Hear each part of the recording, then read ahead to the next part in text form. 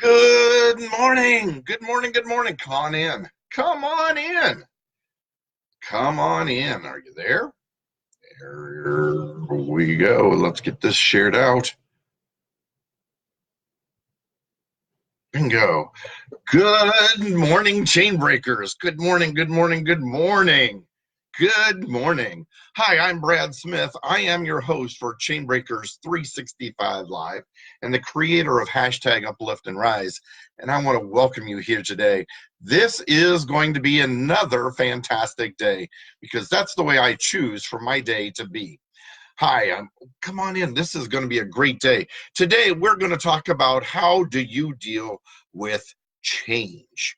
I know that change can be difficult. I know that that a lot of people are very resistant to change, but here is one thing that I know for sure is that change is inevitable. Change happens all the time. So one of the things I want you to realize is that because there is change, we are probably right now, we are absolutely right now in a period of time that change is actually happening faster than it has ever happened before. So I wanted to talk about some change for a minute and get us to realize how much we actually deal with change all the time. And ask yourself, are you resistant to change or do you embrace change?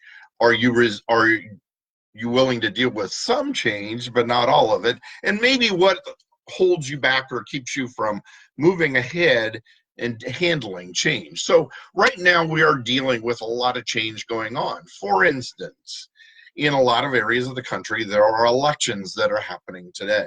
Some will create change within our local governments, our some cases, our school districts, that type of thing, depending on where you live.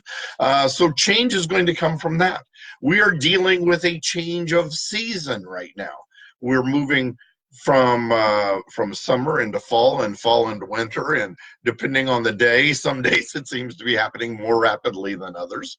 We're dealing with a lot of change in weather. Yesterday I saw very, very sunny day to start with, became very overcast, dealt with very cool temperatures in the morning to deal with warmer temperatures in the afternoon, and I saw rain spitting at me periodically as the day went on. So it was a lot of different kinds of change in the weather.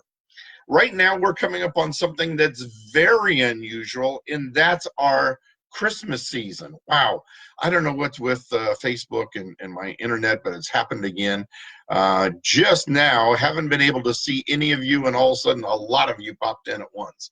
So Laura, Connie, Jeremy, good morning. Nat, good morning. Janine, good morning. Mike Mills, good morning. Glad you're all here. Glad I can actually see you. Don't understand that. But anyhow, some of the change in what's going on with our Christmas season, we're dealing with a change in a season. But this Christmas season is going to be different than almost any one of them, because think about it for a second. Thanksgiving is always on the fourth Thursday of November. This year, the fourth Thursday is the 28th of November. It is physically the last day it could possibly be in November, which now means that the Christmas selling season from Black Friday through Christmas Eve is now the shortest it can possibly be as well. So unless you are willing to deal with huge crowds in the stores, or not being prepared because you have fewer days to get your entire Christmas season done, I suggest that you start dealing with it in advance of when you may normally do it. Now, for years and years and years and years and years, and I've kind of fallen out of it in the last few, but my habit was for Christmas was always to decorate for Christmas over Thanksgiving weekend. I had time off. I was home. I had extra time with my family. What a great time to take the time to set up for Thanksgiving. But if you're trying to get everything done this season between Thanksgiving and Christmas, Remember, it's now a shorter season than you've ever been used to before. So all the parties, all the decorating, if you do Christmas lights, getting the Christmas lights out, getting the Christmas decorations, get everything set up on top of all your shopping, you have less time to do that than ever before. And I don't know how you feel about that. Some people haven't even realized it yet, but others are like, wow, never really realized how much that was really going to affect me. And boy, I need to start preparing and planning for it now. I am not one that believes in really celebrating anything about Christmas before Halloween has come in. Really don't like dealing with it much before Thanksgiving. But this year, I think I've got to kind of deal with it because it's just that seasonal kind of stuff. I actually saw my first TV ad yet last night. That was a Christmas ad. That was the Christmas selling season. Was talking about Black Friday already. Saw it yesterday on November the 4th. So don't know if you've seen many of them yet. And this was a car ad. So man, the season is already kicking in. We better be prepared for it because that change is coming.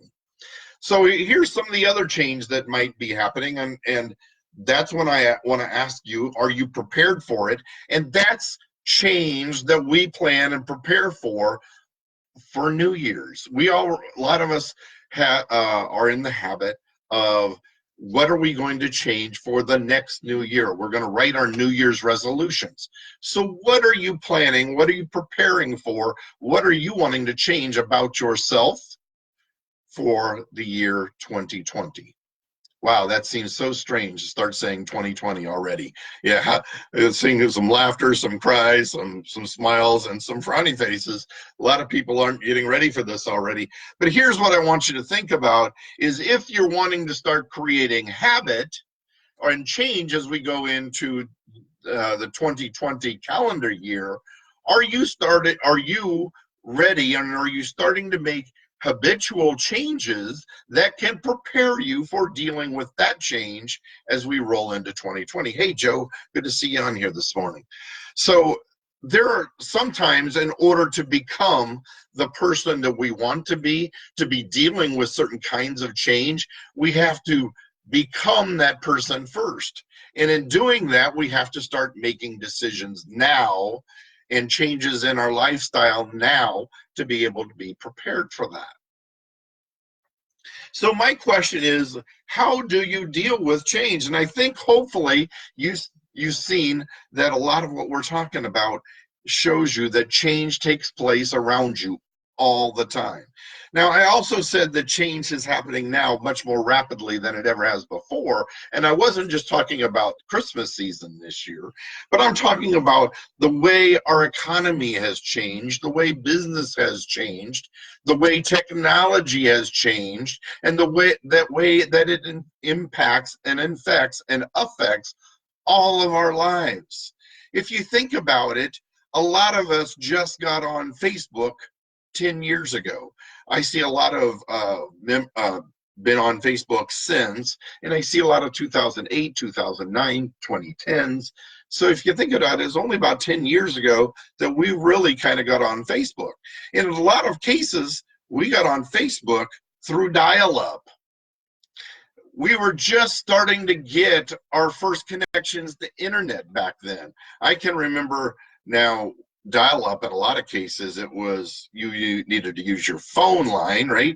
You dealt with the squawking tones and connecting your computers, and it was, oh my goodness, to even send an email took a long time, right? The thoughts of downloading videos, downloading files, transferring information back and forth was not even possible. We had to be connected within a building, and now more and more jobs are becoming remote positions because we're connected via the internet. We don't have to be right there doing the job. We can be in our own homes doing the jobs in some cases. And my job, the company I work for, the division I work for, even though I'm in central Indiana, is based in Texas. That's an office of a bigger corporation that's based out in California. So a lot of those things may not have been possible back then. Communication has changed. Think about the way phones have changed. It was only about 10 years ago, or actually it was about not quite 20 years ago, that to talk about cell phones, they were hardwired into our car. They became mobile when it became a bag phone and we plugged it into our cigarette lighters. And even then, it was only phones. Later, we started dealing with cameras and calculators that ended up coming onto our phones, but they were still flip phones. They were still taking photographs. I worked for a company, let's see, I guess that goes back only about 10 years ago, and I was still taking photographs with a camera. I was texting on my flip phone, but there really was no real cell phones or smartphones were just kind of coming around. And now there's more technology today on our phones than we're dealing with in my first several personal computers. Personal computers have changed a whole heck of a lot in what we can do. Hey, Angie, good to see you here this morning. So technology has continued to change. The way we live has continued to change. And unfortunately, change is not always good. For instance, today, how often do we go out to eat and see families like this, right? We see people walking into traffic. We see people walking into objects, walking into streetlights because they're down, typing away on their phones.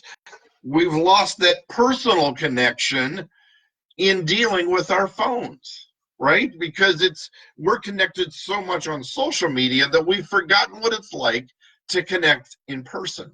Have we lost, in some cases, the personal skills in dealing with that because we're so used to being able to deal with our phones and connecting? Because social media has almost become reality for a lot of people.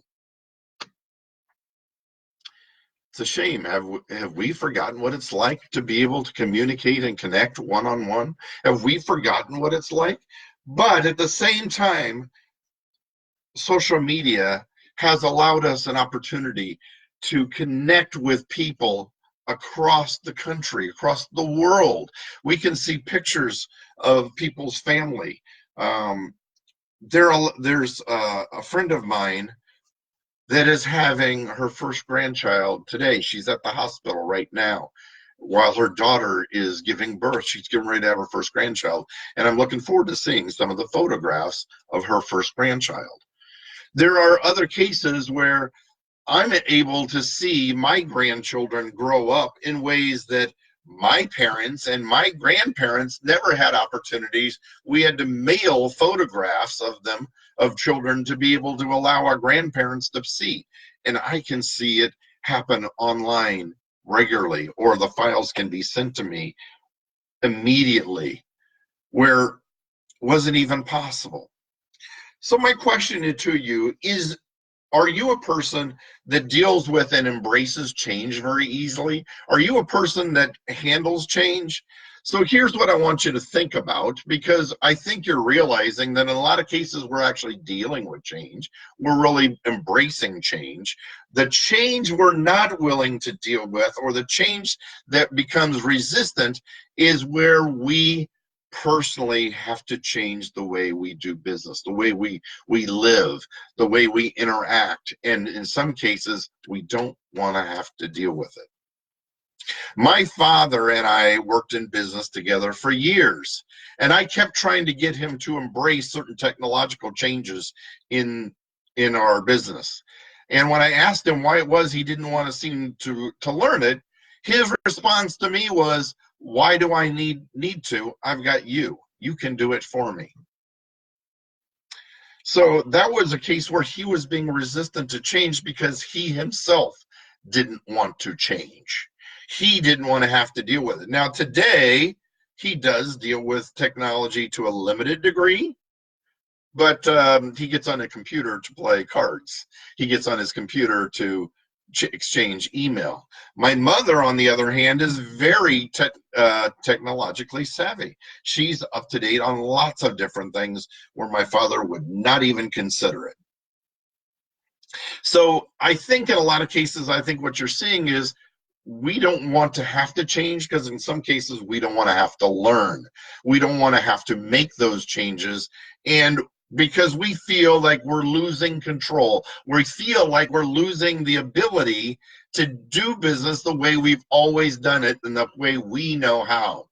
My friends, if you're willing to embrace change and allow change to change you, you will not lose control. You can still control things in your own life if you're willing to embrace change. We're going to talk about that more tomorrow. We've run out of time today, and I want to be respectful of your time. I want to thank a lot of you for staying with me through this whole thing.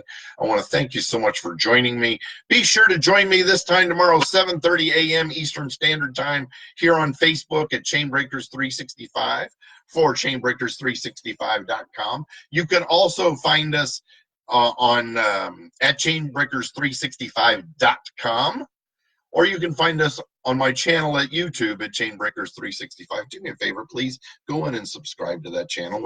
I need some subscribers. I'm not sure I even have any. So go in there, please, and subscribe to that YouTube channel as well. But I look forward to seeing you this time tomorrow, my friends, for Chainbreakers 365 Live. Go out there and have a fantastic day. Choose to make it that way for you. I'll see you tomorrow, my friends. Have an awesome day. Bye now.